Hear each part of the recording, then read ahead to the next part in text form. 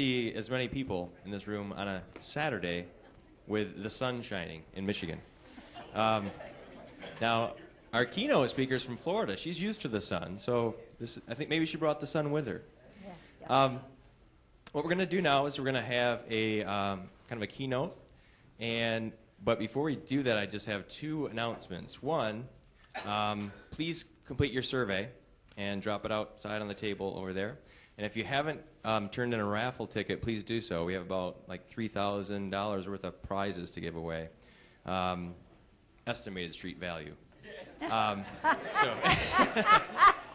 tried to make it sound really good. So what I'd like to do, I'd like to introduce Ted Wyckoff. He is going to then introduce our keynote speaker. Now let me take my notes here. Ted is the Director of Learning Technologies at Kellogg Community College. He's currently the president of the Educational Teleconsortium of Michigan, also known as ETOM. And he has degrees from Michigan State University in television and radio, English, and instructional development and technology. Ted. Thank you. The reason why I'm doing this introduction is because I have an ulterior motive. ETOM is a group that was originally founded by the community colleges of the state of Michigan in about 1981, and our purpose was to do group buys and also help facilitate the colleges in distance learning, which in those days was teleconferences and telecourses. Obviously, things have changed a great deal since then, and ETOM has been evolving along with that. One of the things we have thought about as a board this year was that it's getting difficult to get faculty members to come to meetings because they can't break the time or they don't have the travel budget. So one of the things we thought we'd try to do is get into the realm of transferring information via the web and putting presentations on the web, which is what this camera over here is doing right now. This is not an ETOM activity. However, we will be instituting, starting on December 2nd, a series of presentations that we will do on the web so that people in the colleges can receive them without having to come to conferences. We would normally have a fall conference in, well, actually, we were going to go do it yesterday, and then we saw this one come up. We thought we don't want to compete with that because it's important people come to this. So we decided we'd go this other route for our fall conference and spread it out throughout the year. That way you, as faculty members especially, would be able to spring loose an hour where you may not be able to spring loose a day or two to come to a conference. So that's kind of the idea we're thinking about with these webcasts. And we will be instituting the first one on the 2nd of December, which will primarily be talking about learning objects. The Michigan Community College Virtual Learning Collaborative has been working on a grant that they got to create student support mechanisms using learning objects. And these learning objects are then made available to the colleges. Well, we'll have Mike Wall, who's from the Virtual Learning Collaborative, talking about that process and the way that you can make use of those types of items. So that's the kind of gist of what we're trying to aim for. So that's my shameless self-promotion. And now I'd like to introduce your keynote speaker. And it was kind of interesting. I had actually attended a workshop last February, I believe it was, at Mott Community College where she was presenting.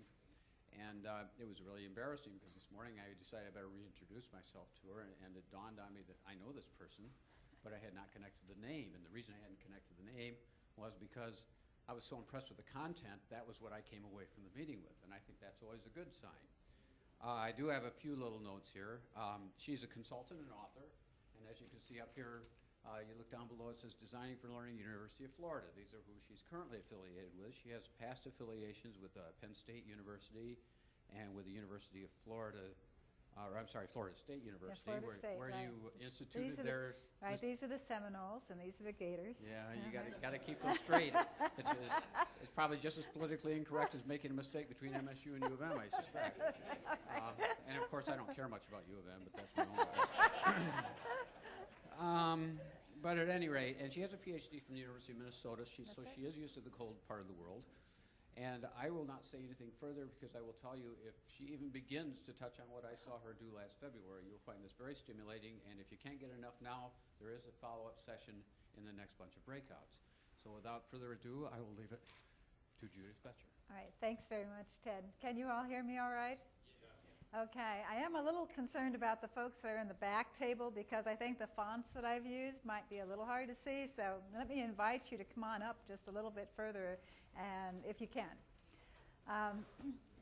with that type of introduction, I always get a little bit nervous, but you know, in terms of creating expectations, you know, one of the greatest things when you're, one of the first things my manager at Penn State taught me was that it's really important when you're in managing an institution is that you want to manage expectations, you know. So the secret is if you can keep the expectations low, you know, then you can surpass them easily. So there we go. But I'm very happy to be here today. As I got off the plane yesterday, I realized, you know, I don't think I've ever been here before. You know, but it's kind of flat. It looks a little bit like western Minnesota. I was a little concerned about coming after I saw the results of the elections here in Michigan and find that I'm really way too old to be coming since you elect mayors who are so young. And as Ted mentioned, I do have my PhD from the University of Minnesota. I actually grew up there, but I have been down to Florida about 10 years now. And after 10 years, you know, my supply of coats and scarves and gloves, etc., I had to kind of dig deep into my closet. You know, it's been in the 80s and 90s down there. And so I thought I would do that, you know. We want to create, you know, the idea that you really do want to come back and visit Florida in spite of the hurricanes. They told me to really get the tourism up. Okay, so I'm really pleased to be here talking about designing, teaching, and learning. And the title is always a little strange. Decided on designing, teaching, and learning for high-tech context, but then like a good academic, I wanted to have a couple of subtitles. So asking the questions, what transformational patterns are really emerging given all the various kinds of technologies that we have? I travel a lot, and I have my Macintosh here that I can't get along without, my mouse, I've got my cell phone, I've got my PDA, I've got, you know, a little recorder, I've got also a little pedometer to keep my exercise up, you know, and, you know, I really, you know, I'm at the point where, and of course now I'm wearing this wired and everything else. You know, so what does all this mean? We've got all this technology around. Well, in the last 10 years, we've been really fortunate in that there's been a lot of research on the brain, and we certainly know a lot more now about how brain processing is occurring. We know, for example, that we don't store memories in one clump, that we store stuff in our brain in a number of different places. It's a little bit like a symphony, that you have, you know, the violins and the trumpets and you have everything else. But we recreate our memories. Every time when you leave here and think about what you heard, you're going to be recreating it very much like we recreate and dynamically create web pages. It's not exactly the same. So with that, I'd like to share a thought. One of the bad habits I have is that I really like to read. And my husband despairs of the books and magazines and periodicals and everything that I have in the house. At one point, I forget what started it, he started measuring the bookcases to see how many inches of books I had, you know. He can't measure how many e-books and audiobooks I have on my, you know, megabytes now, so it's a little safer now. But at any rate, one of the mystery writers that I like to read is that of Agatha Christie. And as you know, that's a picture of Jane Hickson, who played Miss Jane Marple on some of the PBS series. But why do I really like Agatha Christie? A couple of reasons. The characters in her stories really are excellent observers and descriptors of how they process and how they filter, how they link and relate information, one thing to another. And for example, I found this great quote. It was Inspector Craddock in a book called A Murder is Announced. And of course, oftentimes with Agatha Christie, you know, a murder happens and there's all these witnesses, quote unquote, you know, of this murder. And so Agatha Christie and, Jane Marple and Inspector Craddock were about to begin interviewing all the various witnesses to the murder. And Inspector Craddock said, but of course, everyone will remember what happened somewhat differently, you see. And that's what happens when students leave a classroom or when they leave an experience. When you leave the experience here today, your memory is going to differ from those of the folks at your table.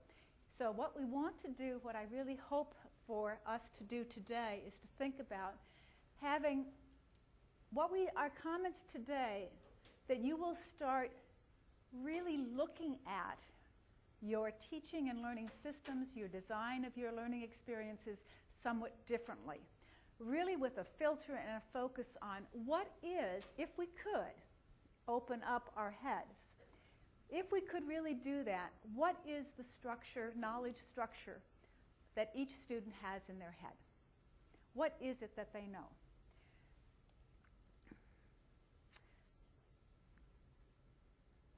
Every time I do a presentation, I have a couple of new slides. This is a new one. I wanted to pull together. We're going to talk about some technologies. We're going to talk about the core of the presentation is really focusing on core learning principles, but then we also want to think about what the impact of those technologies and principles are on relationships, the relationships between teaching and teachers and students, relationships between students, the relationships between an institution. So we've got technologies, transformational patterns, and principles of learning. And that's kind of an overview cognitive map for you. Everything we talk about will focus on one of those three things. So let's take a moment and think about the new wave of emerging technologies. You can't tell how gray my hair is, only my hairdresser knows for sure, but I'm kind of old. I've been around quite a while. And it turns out that looking back on the technologies we've had over the last 20 or 30 years, it's hard to believe that the last 2 or 3 years, I think we've been in a fairly stable environment. We kind of know what we've got. It was 10 years ago that the first laptop universities really started ensuring that all students had laptops. It was about 10 years ago that we got the web. But the last 3 or 4, like I said, the last 2, 3, 4 years, I think it's been fairly stable. But now I think we are really at the beginning of another huge wave of technologies coming down the pike that are really going to impact everything we do. What are some of the characteristics of these technologies? Highly visual and also audio. We used to talk about multimedia when I was at Penn State. I helped manage a multimedia group. Multimedia group at that time meant that we had audio and video, etc., in the computer, right? Just in this one big device. Nowadays we have synchronous, we have all these tools. I don't have, audio, well, here's an audio tool, right? All these things.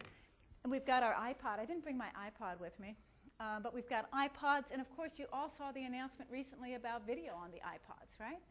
So, we've got iTunes, we've got Desperate Housewives. This is a little picture from the Wall Street Journal just the other day. They're now selling Desperate Housewives and other primetime TV programs for 99 cents or $1.99.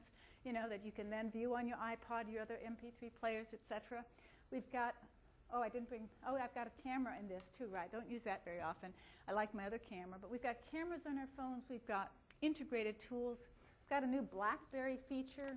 This was in the USA Today a couple days ago. It talks about an Ask Me Now feature, or Ask Me Anything feature, for either for free or for 49 cents. This Ask Me Now feature, says that you can press a button and ask for the answer to any question and get it back in about a minute or two. That'll be handy on tests, right?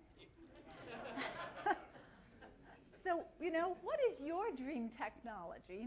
Back when I was at Penn State, 93, 94, 95, my dream technology at the time was, and we still don't have it yet, my dream technology was a fully functional PC, Mac actually, fully functional Macintosh, the size of a paperback book that I can slip into my purse. It'll still be big enough I can do this, although, if you look far enough out, have you seen those descriptions of potentially keyboards that operate whereby, a display, somebody's nodding their heads, thank you, that's good. So we may not even need the physical keyboard, but that's the kind of technology I would like to have. But who knows? Maybe in another 10 years I'll want something different. But for now, that was the one I wanted then. Characteristics of the technology, highly connected and on.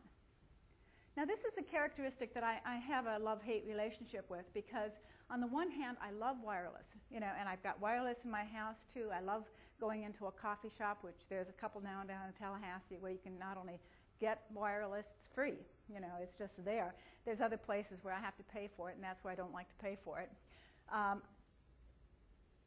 But it's there most of the time. don't you love those commercials where it says how many minutes can you use in a month? And the teenagers, they're always teenage girls. Why is that? Teenage girls and also marketing managers, you know, they say, oh, can I make $1,500 this month? Does wireless cover you most of the time? We've got everything, everything, you know, the technologies are crazy. Another characteristic of our emerging technologies is very, very highly customizable. You and I all have different screensavers, all have different, you know, pictures on our screens. We've got PCs now going to be available in cars. They say that those are for business folks, but who knows? We've got, you know, you go jogging, you have people have their iPods and MP3 players strapped to their arms. Portraits of children, you know, pictures of children with the, you know, wires coming out of the ears. Don't you think that's going to be funny with the anthropologists in the future? We'll wonder what kind of enhanced evolution had happened that we have wires coming out of our ears. Hopefully with wireless and Bluetooth, you know, that'll go away pretty soon, but that's where we are right now. So the question is, you know, as you're looking about where do you go, you know, what do you do with these technologies, you know, would you go, what would you give up? What would you go away with, you know, if I left Tallahassee, what do I want to leave without? Well, you know, I couldn't go anywhere without my laptop. You know, although I think some people like these little thumb drives, I need the whole thing because it's kind of my enriched brain right now. I've got so much stuff on there, you know, that's a great deal of my life. So there was a quote from Hal Varian. By the way, there's a publication, Communications of the ACM, has a whole special issue called The Digital Society. Hal Varian, who's a faculty out at UC Berkeley, noted that the entire corpus of published material within a year amounts to, depending upon compression technology, between 50 to 200 terabytes. Now, you know, that's a lot, but still, you know, it means that you could put it on a couple servers someplace. It means that it's actually technologically feasible to have all of that content in reach of everyone. What does this mean, you know, going forward?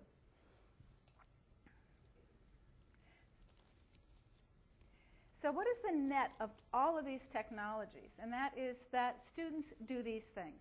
Students, I think, are selecting, choosing, managing, and customizing their own incoming knowledge. They are in charge, they make the decisions, they make the choices, and therefore, you know, if we look at those transformational patterns, just the role of the faculty member and what the faculty member does and how the students relate to each other are in fact changing dramatically. Just one other example, you know, in terms of what's going forward, someone had suggested that right now we can go open up our computer and we can get, you know, CNN, New York Times, Wall Street Journal, all these, you know, various newspapers. And if we want to, in fact, listen to the news, we're going to get to a point where you can choose your own anchor. You know, you can say, oh, you know, so you can really customize. That comes back to that characteristic that we can customize our environments to ourselves.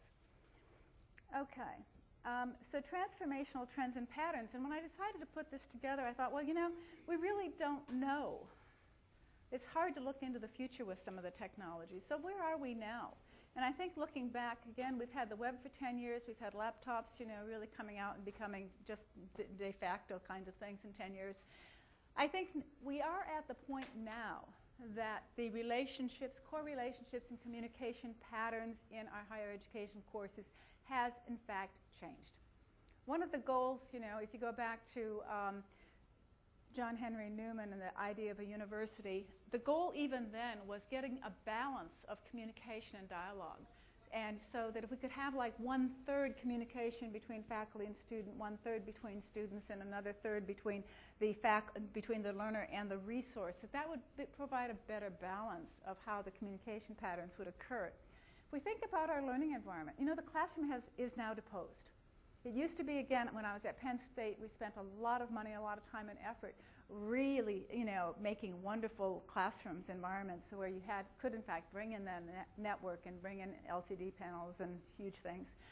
But the classroom has been deposed. It is no longer the primary site of organized instruction. You know, it has, in fact, peaked. And the blackboards, course management systems, et cetera, are, in fact, they are the new classroom. Another thing where we are right now is content resources. I think if we look for content resources for students and for most of us, if something is not digital, it doesn't exist.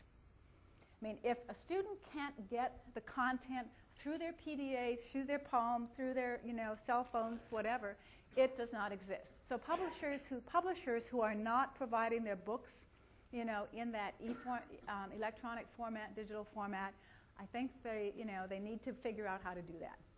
Some of them have done it and are doing it well, but it's got to move a little bit faster. Little learners, the net generation, I don't know, I think Diane Oblinger from EDUCAUSE has probably done about 35 presentations about the net generation. If you haven't heard her, she does a great job. But one of the things about the net generation that stays with me from those presentations is that the students like to be doing things. They like to do things, they like to immerse themselves into it. Whether or not they know anything to discuss, they want to be discussing. So part of our challenge as teachers is figuring out how do we, in fact, help them know something while they do things and immerse themselves. So faculty roles, assist the refocusing of learner-centered higher education is, in fact, happening. And that's just obviously as it ought to be.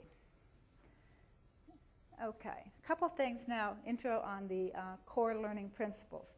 The core learning principles that I've got 10 to share with you today. These are not the only 10, these are not the best 10, these are the 10 that I've kind of selected.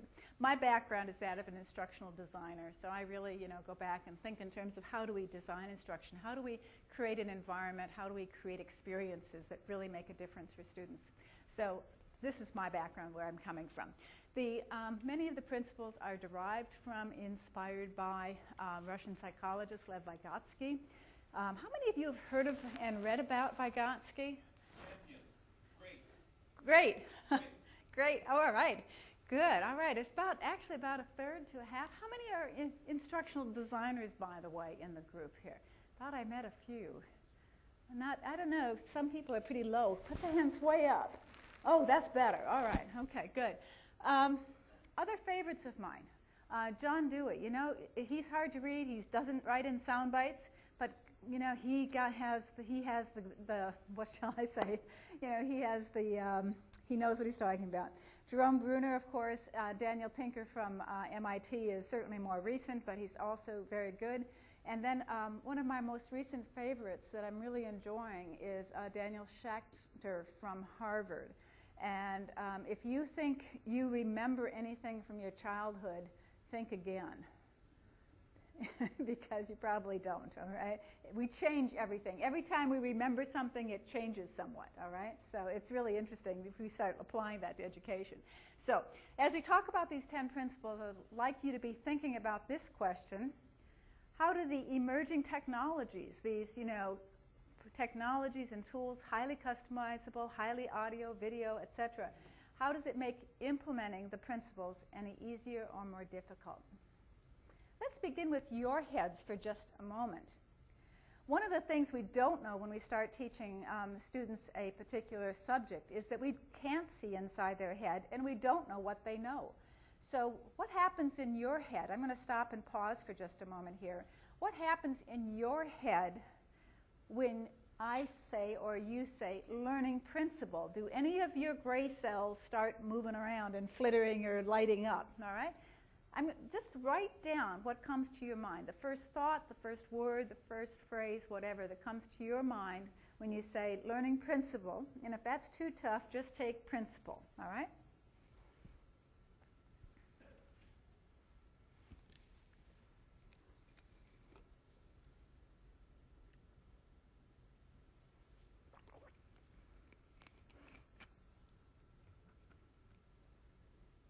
There's a couple of you aren't writing, but you're thinking, right? Yeah. Okay, good. And your name is? My name is Wanda, and it's do is what I think. Do is what you think? Tell me more.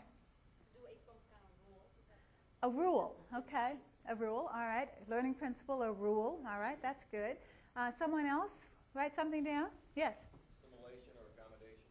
Simulation or accommodation. Tell me more. You have a choice of taking new information and squeezing it into stuff you already know, or if it doesn't fit, you might have to grow some new neural networks, create a new schema. Okay. All right. Did you all get that?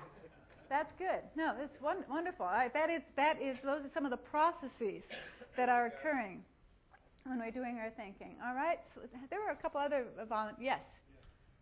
Static, paradigmatic. Static and what? Static and paradigmatic. Okay. Give me another sentence on those. Okay, well, static, sometimes, almost what Joe was saying, it doesn't fit, we drop it. It only fits if it fits within our paradigm. And that limits us in terms of how we might use it. Yeah, I have to make a comment about that. That's part of, there's some theorists that are suggesting that with the power of the web and the power of all the technologies to customize what we bring in, it turns out that we only like to listen to the things that we already agree with. So, we can therefore means that we can safely insulate ourselves from anything that we don't want to hear. Kind of scary, huh? Okay, let's take a look at core learning principle number 1. Core learning principle number 1 is that tools are important. That we shape our tools, but also that our tools shape us. So, for example, and why is this true? The reason that there is this dynamic between the tools and us as humans is that everything we learn we learn within an environment and within a context. So whatever tools we have within our environment makes a difference in how we, in fact, the kind of learning experiences we have. So as you think about your design of your learning experiences with your students, one of the factors to keep in mind is what, in fact, tools do they have available to them, and then, of course, what are the characteristics of those tools that they have. Will they, in fact, be able to do the audio and video easily, et cetera, et cetera? Will they be in places where they are, in fact, accessing the internet wirelessly, seamlessly, cost-effectively, et cetera, et cetera? Now, how many of the folks in the room here are responsible for the infrastructure and the Blackboard infrastructure at your various institutions? Hands way up high. Okay, you guys have the awesome responsibility for making certain that that overall context and infrastructure for teaching and learning is in fact there. And therefore, and you also have the responsibility for designing it and making certain that in fact it is consistent and coherent with good learning principles. Thinking about that as we go along. Okay, what features of our tools support the kind of learning that we want to do? And ask yourself the question, is the Blackboard CMS coded? Does it have the applications and the features to support the kind of learning that you want your students to have and students to be doing? We could spend all afternoon talking about this, but do think about whether or not those are there. And what difference does the wireless and mobility make? What does it mean now? We've got a number of institutions that are doing podcasting, audio blogging, et cetera. We're talking about video. How many of the tools within Blackboard, in fact, are readily user-friendly with those other kinds of media? If we're not there yet, we're going to be there. We want to go. And what features also, this last question is pretty important, what features support the students' desire to actually do and immerse themselves? So you've got to find ways to get them in there and really get them to do that. I had the pleasure of getting to a couple of neat, really very nice sessions this morning, and in fact, there's e-journaling. There was one I went to. It was here. Kim, is it Kim? Yes. Kim did it. She got a huge number of resources. Kim and Shelley did it, actually. Really great job. And then the other one I went to was the one on discussions boards, et cetera. Good stuff, all right? A couple of pilots that I'll just mention that kind of illustrate the importance, again, of these tools. Duquesne University in their distance learning program a couple of years ago realized that they were trying to reach out to very busy professionals and also active duty military. And the students, while they had tools, they couldn't bring, think about the active duty military. They could not have laptops that easily accessible where they are. So they ended up putting a tool in place that enabled the students to download discussion boards, et cetera, from Blackboard so that they could do it and respond on their PDAs and do it while in Iraq and other places. Really amazing kinds of things. Also by making a lot of stuff in an audio format, people are able to download the audio files to their PDAs, and also, again, while jogging, while running, et cetera, et cetera. I put down while cooking there. I have 4 children, and I mentioned I love reading books, and I never had enough time, right? So I'd be stirring spaghetti and reading a book, right? And my husband finally figured I wasn't a very good cook, which is good, so I don't have to cook anymore.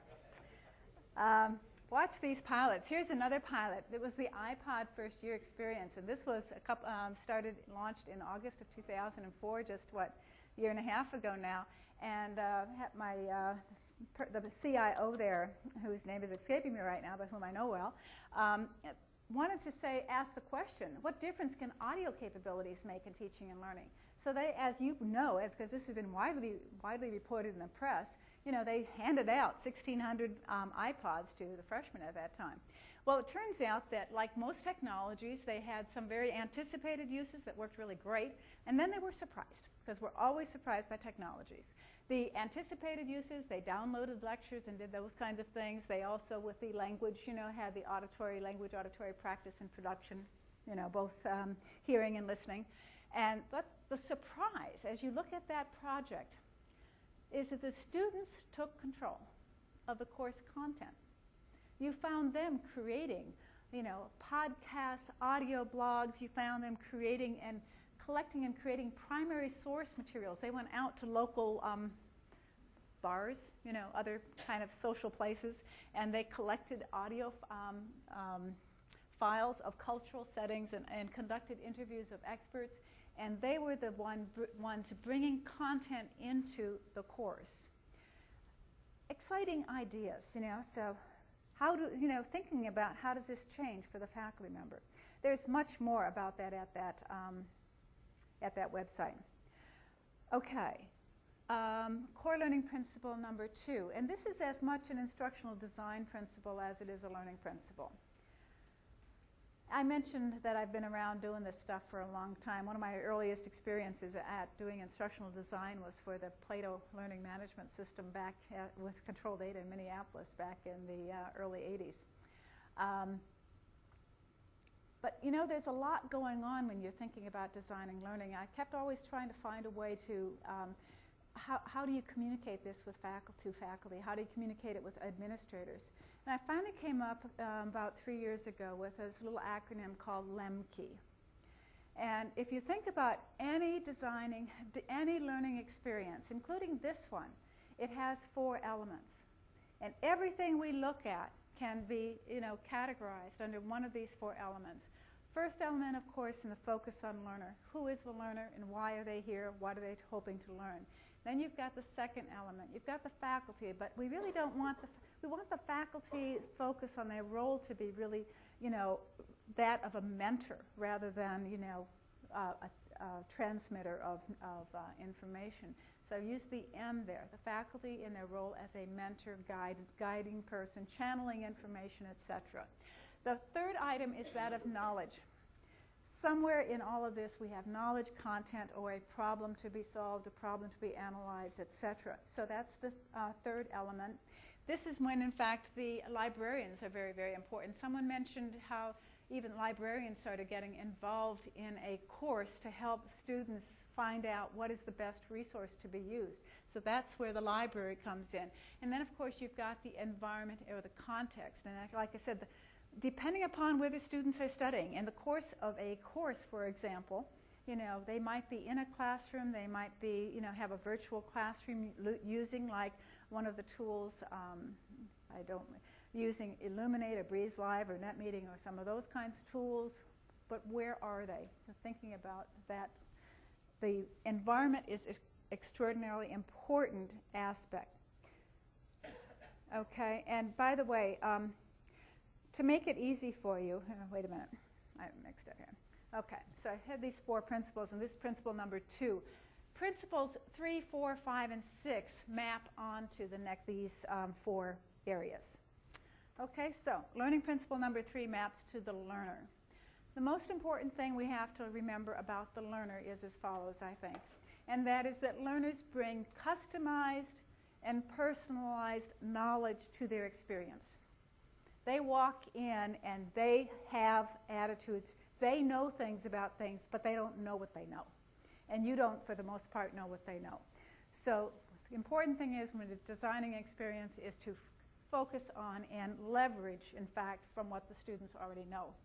And then the goal is that from the beginning of the course to the end of the course is that you want them to grow that knowledge base. They grow that personalized and customized knowledge base. We are never going to have standardized brains.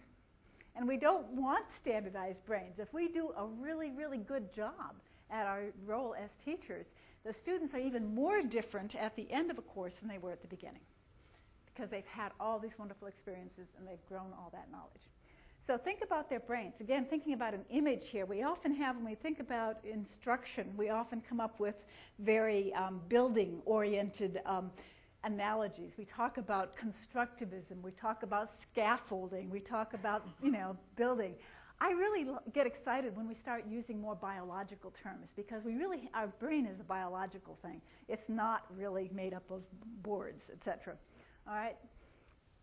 Yes? It seems as though industry, however, is pushing to have standardized students as opposed to creative, individualized learning experience. They're looking for widgets. They want a product. And industry supplies a lot of money to education. This seems to be counterintuitive to what industry. I mean, I like this, but I'm always a revolutionary in that. Well, I think the industry doesn't want standardized brains. I mean, standardized brains are good when you've got standard kinds of problems. The problems that we have in the future are anything but standard. They're very, very creative. We need people who can really think creatively. So yes, we do have to worry about people knowing and having a certain amount of core concept and knowledge, which I'll address in a minute. But we don't want students to be all the same. We want them, different. Yes?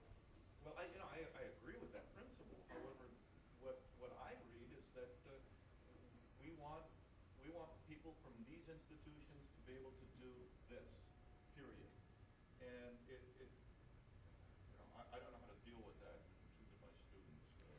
Yeah, well, we do want to achieve certain performance goals. That is definite. And I would really, everything we talk about really supports that idea of having not only basic or in standards, but we want students to excel in having their performance goals. Ted, did you have a comment? To oversimplify, what he's talking about is, what we're really talking about is, we're talking about education here, we're talking about training there. Oh. That's not a bad analogy, right? That would work. So we do want students when they leave. It's my heart just is distressed. I think is the only thing I can say. I did my initial training as an English teacher, and the language that we is totally being destructed for the most part. And it really is. I really think out of all the things we want our students to do when they graduate from whatever program, is we want them to think clearly, speak eloquently, and we want them to be able to read and write, well. And if they can do that, then we've done our jobs for the most part. But here we go. A good point, though, and something that it's kind of saying that we don't want students with standardized brains, I will confess, is my little jab at an over-focus on standardized testing. Because I think standardized testing is a disservice if they take it to one end, if they really focus just on the standardized stuff. So you caught me. So think about the students' brains. Are they a jungle, a tundra, a prairie? What are they? Think about your students' brains and just what they are. And our goal is to really, hopefully, make it a very, very rich environment. Okay. Just to share with you, and this starts getting into the building of concepts when we're working with our students. My favorite children's book is called Fish is Fish. How many of you have seen this book or picture before? A couple of you. All right. It's great. I'm finally at the point in my life that I'm starting to have grandchildren. I didn't think I was ever going to have grandchildren, and it's great. Now I've got 5, you know, so it's wonderful. But anyway, this book here is called Fish is Fish. The author is Leo Leone, and it tells the story of a fish and a tadpole who are good friends. And the tadpole, of course, grows up and becomes a frog and leaves the pond and goes and explores the world beyond the pond, and then comes back and tries to tell his friend the fish the wonderful birds that he saw in the air. And so he described the birds, you know, with the wings, etc., and how they went through the sky, etc., etc. And of course, the fish doesn't have much to go on, right? What is the fish's experience in his brain? The only thing the fish knows is the pond. So this is how he envisions the bird. If you like the idea, you can find the book, and you can see how the fish also envisions a cow and a few other animals. It's a fun book. So thinking about your students, what kind of a concept do they have when they get started?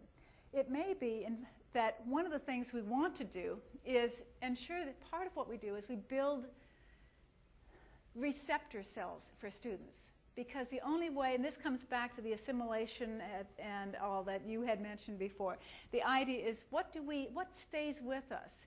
If we build a framework, we build receptor cells, etc., we can keep the information with us. And the other corollary to this, then, is that the more you know, the more you can know. So students that are really fast learners, part of the reason they're fast is because they've built up a lot of receptor cells, and they know a lot, and they've got a lot of, you know, branches and cells, etc., that they can stick their knowledge to. So we're going to come back to a little bit more on concepts in a minute. Remember now that we were going through learner, mentor, knowledge, and environment. This is core learning principle number 4, which says having a learning guide helps. The faculty members, notice the italics there. Faculty mentors have the responsibility for designing and structuring the learning experiences. That often is done prior to a course actually starting when you're in online learning, a lot of it. And then, of course, the delivery of a course, faculty have to direct and support learners, and then, of course, assess them. However, it is the students who must do the learning. And I like an analogy that a faculty member is in many respects like a director. Just as a director really works with their actors and their cast to bring out the very best performance in the actors, the faculty member works very, very hard to bring out the very, very best in the students. Core learning principle number 5 is that focused on learners. Remember we said before that, it's focused on knowledge. Before, the fact is that students bring personalized and customized knowledge. They don't have to learn all the course knowledge. However, they must learn the core knowledge.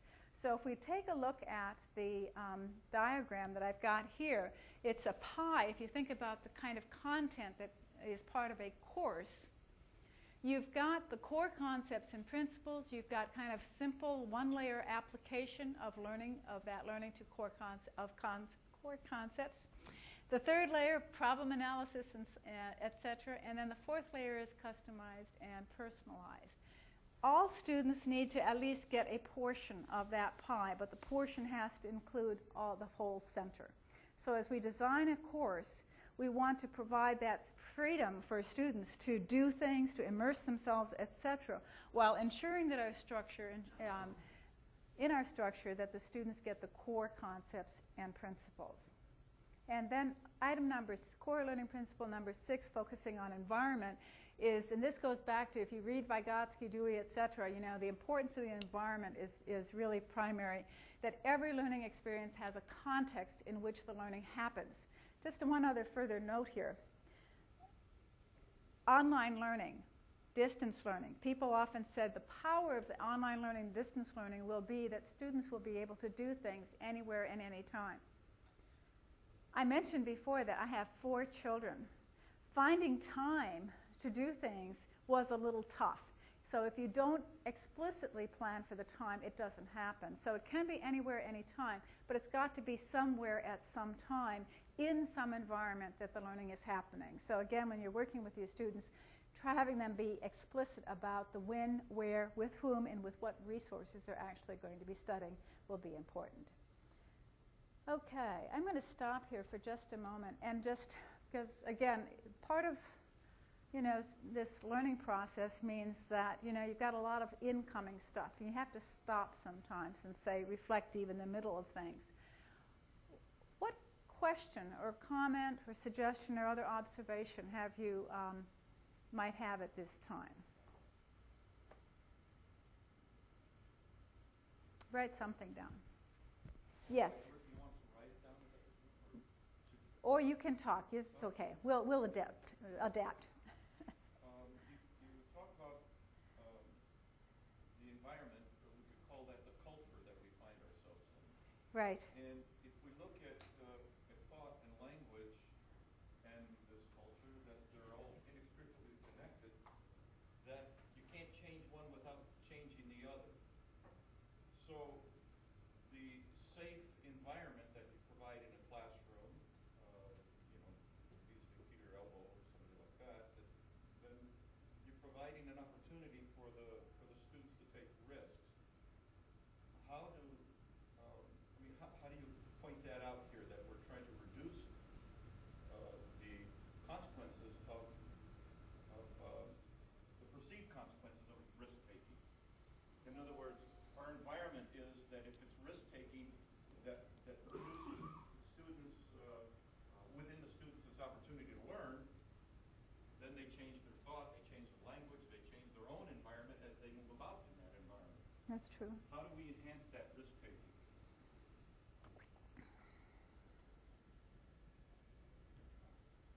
I hadn't thought about what you're asking, in terms of risk taking. I think it does come back to the basic idea that we want to be sure to provide an environment in which it is that as students are going through the learning process, that we respect the growth process and make it free enough so that, if students may have a concept that may be very, very weak and they ask a question, that we in fact have an environment in which it's safe for them to do that and to reflect on it, so that because students can be coming from 1,000 different places. And, without getting political, of course, with the whole, Middle East problems and everything else, we know that the core problems have to do with what kinds of things are in people's heads, and it's hard to change other things because you have to work with people's heads. I know that we're running a little short on time, but it's a really good question. I'd like to ponder a little bit more on that. Okay. All right, let's go ahead. Let me see. I just realized that we do have to go, and I'm going to give you 4 more, and then we can talk a little bit.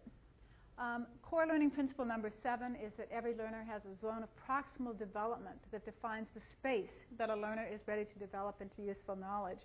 And here is the actual definition from Vygotsky.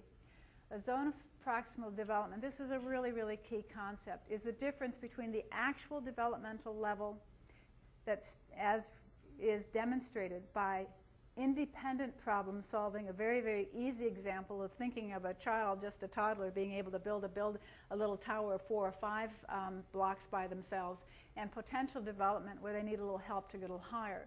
But as determined through problem solving through adult guidance or through collaboration with more capable peers. If I were Vygotsky, I wouldn't have at that point put more capable peers, because it's often the collection of a team that makes something possible.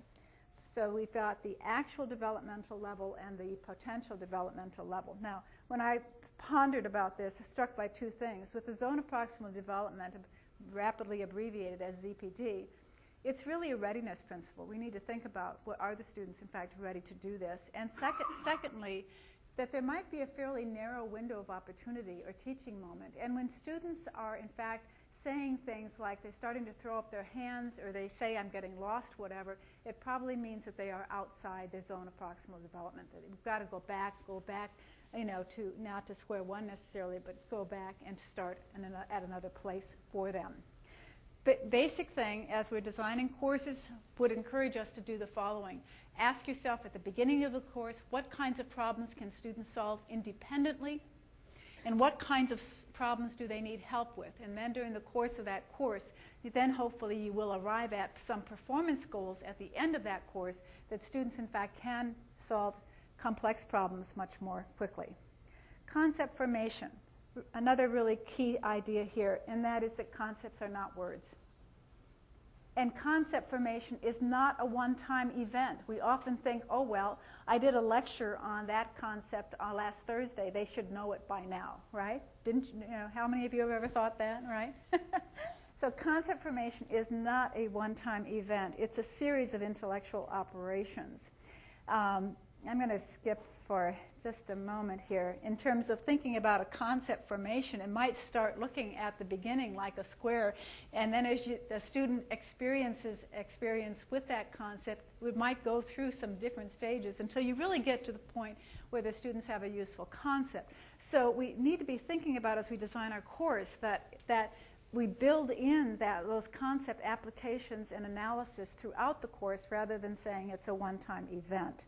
I'm going to back up here for just one moment. Here, there's a book called Vygotsky Psychology, a Biography of Ideas that I'm working my way through right now. But there's a number of quotes right on page 158 that I really thought would be useful for you today. And I'm going to look at the first one there by Vygotsky himself. It says that it would be wrong to assume that once students start using correct names for certain objects and processes, that he or she has actually learned the same concepts.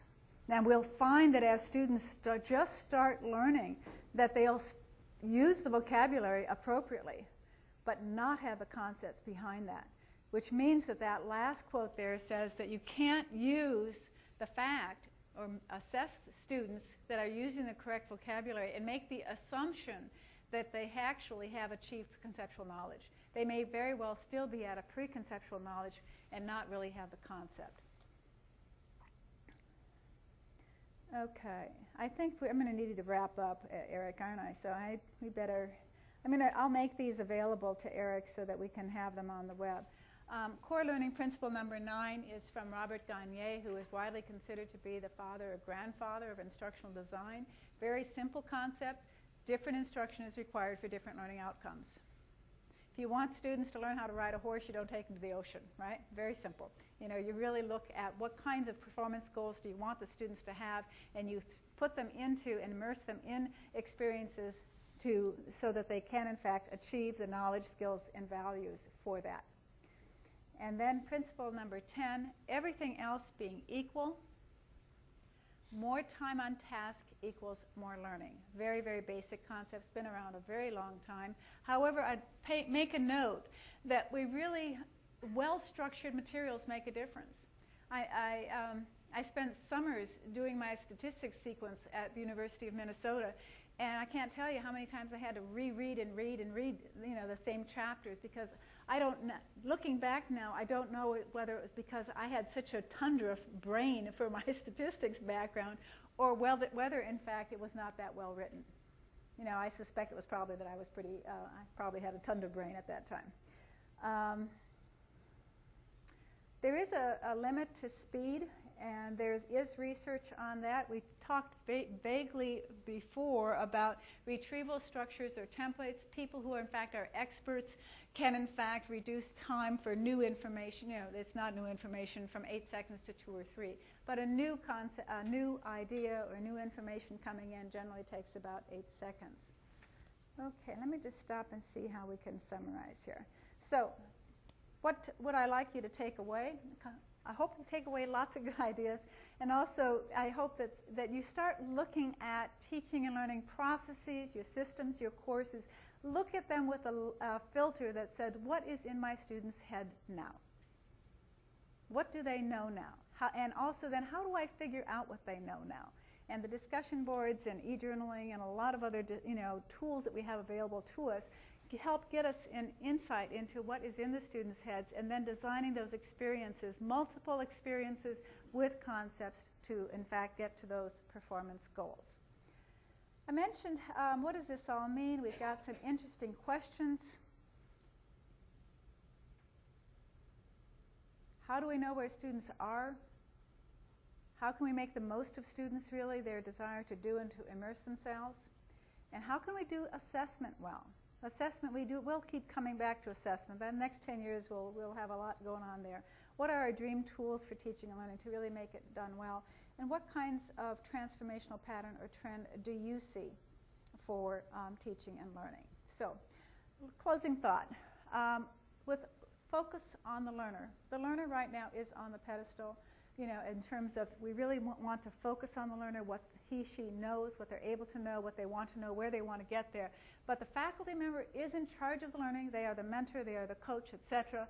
But all of us involved in education are really accountable for building good systems and good experiences for our students. And with that, I think we'll, you know, from tundras to jundra, thanks very much, appreciate it. I wish we had more time to talk.